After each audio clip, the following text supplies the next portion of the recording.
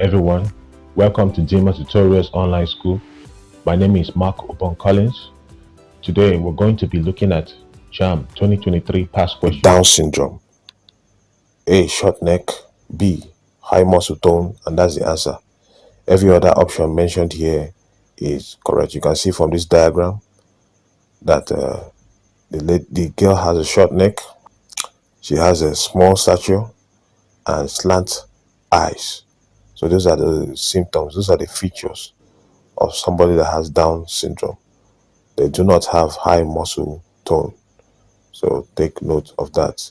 You know, people with Down syndrome often experience a range of physical and intellectual characteristics, but not always. Here's a more detailed explanation. You know, intellectual disabilities, that is one point.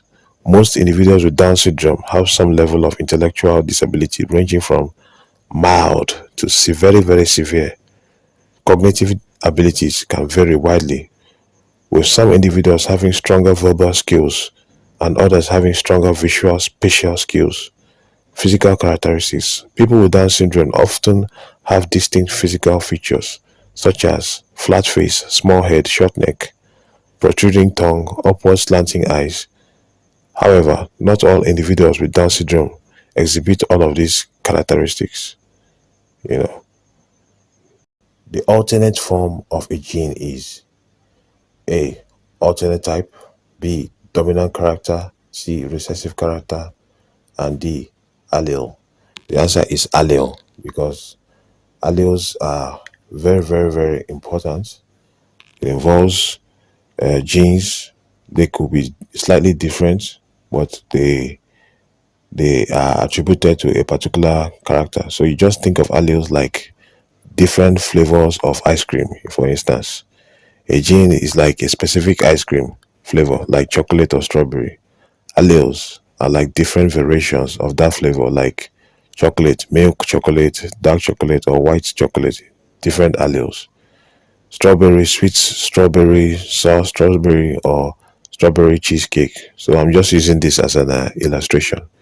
So just like how different ice cream flavors have different tastes, alleles have different effects on the organism. In the example, one allele version of the flower color gene makes red flowers. Another allele makes white flowers. So alleles are like different versions of a gene that can bring about different characteristics or traits.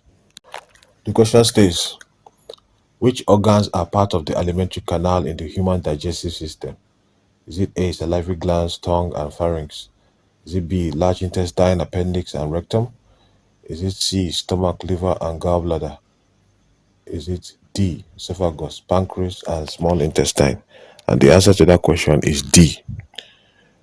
The alimentary canal, or gastrointestinal tract, sometimes they call it gut, is a long winding road.